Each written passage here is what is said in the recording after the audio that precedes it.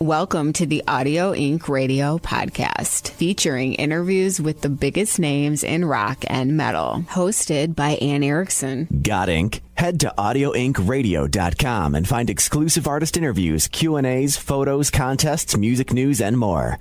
Whew, that's a lot of ink. It's audioinkradio.com. Hey, what's up? This is Phil from All That Remains, and you are listening to Ann Erickson on Audio Inc. Radio. It's Ann Erickson. As always, it's awesome to have you here on the podcast. And don't forget to link up with me online, Twitter and Snapchat at Ann Erickson and Instagram at EricksonAnn. Really excited about the guest today. All That Remains, one of the hottest bands out there right now. They just released a new record, Victim of the New Disease, and we've got Phil on the show. Hey, Phil, thanks for doing this. Oh, thank you very much. I appreciate the fact that you are interested in our band. Well, first of all, of course, congrats on the new album, Victim of the New Disease. How would you say this album differs from the music that you've made with All That Remains in the past? How did you try to switch it up? Well, I mean, this is the first time that we worked with Dan Laskowitz. We've known Dan for a long time. We've known him since, good grief, for 20 years or more. He was in a band called the Acacia Strain, who's also from Western Massachusetts. So we used to play shows with them, and so they've been friends of ours for a long time. We like the fact that Dan has the ear for the sound that we wanted it to be a dense sounding record. We wanted it to sound, we wanted it to be a very hot record. We wanted it to be aggressive sounding. And Dan, delivers that, and he delivered it with us without question. So, we feel like it was the right choice to do this record with Dan. Also, we got to do it at home. He's from Springfield, and we prefer to do records in New England, so that way we can, when we're done with the studio, we can go home and listen to the dailies or whatever, in our own homes and stuff. So the fact that it was with a new producer, but still in our comfort zone, was something that we were extremely, extremely happy with. And it's so cool that the music video for Everything's Wrong features Enzo from wrestling. Yeah. That's so random. How did that come together? To be honest with you, it was kind of a surprise. Initially, I had a conversation with the label, and they had cast me to play the part in the video that Enzo played, and I thought that I was clear in our initial conversation that I wasn't going to be playing the part, that I was just going to be, kind of in the wedding band or the band playing.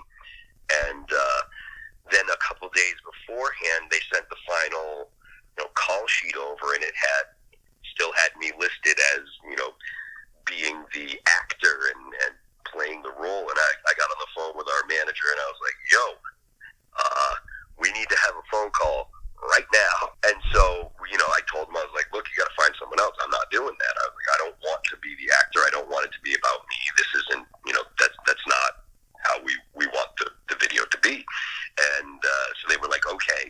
We showed up that day, and there was Enzo, and apparently the director knew Enzo, or either the director or one of the production guys knew Enzo and called him up, and he was available, so he jumped in. And then when we found, when we showed up and he was there, we were like, this is super cool, So we've got a couple people in the band that are big fans of the WWE, so it was really great to hang out with Enzo for the day, and he was super nice, and he did a great job, and he was super pro, so it was really cool. We enjoyed it a lot. We're happy with the way that it came out.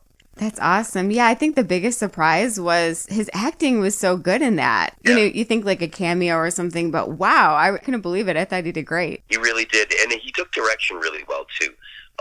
I was there with the director for a lot of the shoots, and there was some times when I was like, hey, I'm looking for this. I want this to be like, I want you to have this, and there were a couple times where I would tell him what I wanted, but I couldn't articulate it properly, and then he would just reply, and he would have exactly what I was looking for, and he knew it, and I was just like, there you go, exactly, perfect, and then the next take he just nailed it, so he was like I said, he was absolutely a dream to work with. He was great. He did a great job. So awesome. So you guys suffered, a terrible loss recently when you lost your guitarist, Oliver. So how has that been going for you guys? How have you been handling that on the road? Because I'm sure it's a really emotional time for the band. Yeah, it's hard. You know, we were in a band with Ollie for 20 years, and it was a shock. You don't expect a guy at 44 to pass away, and so it's been something that we've been trying to work through, and a lot of emotions. So it's been difficult, and we've been essentially just doing the best that we can. I don't think there's a right way or a wrong way to deal with this kind of with that kind of loss. There's definitely there can be destructive habits that people can get into, but thankfully no one in the band has fallen prey to any of that kind of stuff. So we're just doing the best that we can. How has Jason been helping? Because he's been out there with you guys, obviously, and it seems like he's doing a really good job of helping you guys in a tough situation. The fact that Richardson has joined the band, and we don't have to worry about band things. The only thing that we have to worry about is the personal and the emotional side of it. We know that Jason will be able to take care of playing shows, and we don't have to worry if Jason's going to be able to learn songs. We know that he's more than capable of playing our music and stuff. So that's a big relief. It's a very big relief. And what are you most looking forward to when it comes to the upcoming tour? I'm excited about going out with the guys in Unearth. We've known those guys for a lot of years. Mike Martin, our guitar player, used to fill in for them for a while back in the day, and they've been friends for a long time. So it's gonna be a good time to get out on the road with them. They're a killer band. They've got a killer new record out, and it's going to be a ton of fun just hanging out with those dudes. There's a lot of talk out there in the rock and metal world of quote unquote rock being dead. And those quotes are out there all the time of different musicians saying rock is dead. I was wondering, what are your thoughts on it? Because personally, when I go to shows, it seems alive and well. And most of the musicians I talk with say the same thing. People like to talk. People have declared rock dead multiple times in history. I do think that it's probably, cyclical. There are times where rock is predominant, and then it kind of cools off, and it becomes a little more underground, and then a new sound will come and kind of kick rock up into the forefront again, and then it'll kind of cool off and stuff. But there's always going to be a scene for rock and heavy music. I don't think that it'll ever be dead. The biggest band in the world is still Metallica. Mm-hmm. So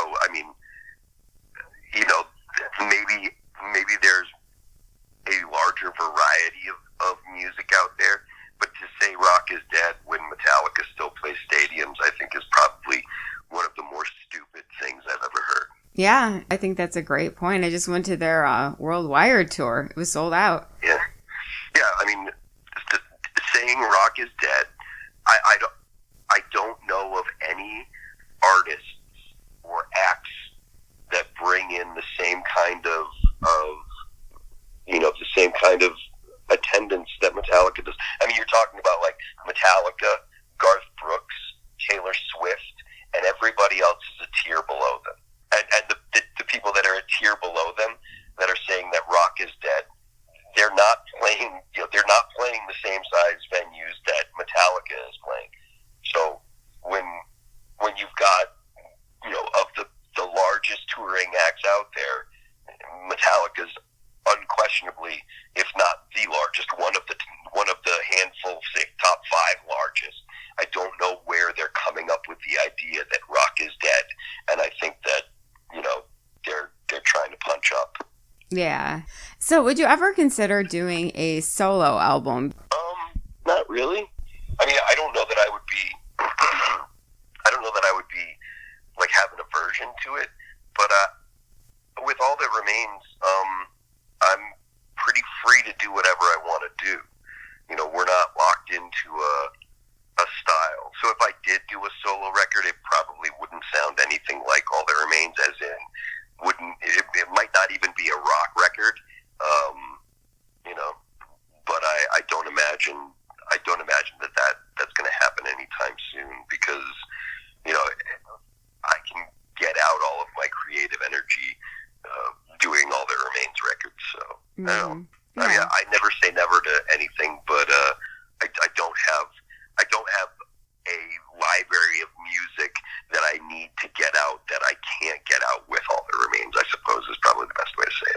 So what is next for you guys after the tour? Well, we've got a tour with Devil Driver. We're going to support Devil Driver in Australia, and we've got some things that we're talking about for the fall that we can't announce yet, but we will be busy this fall, at least until the end of October, and then there's nothing booked yet for November, but we'll see about that.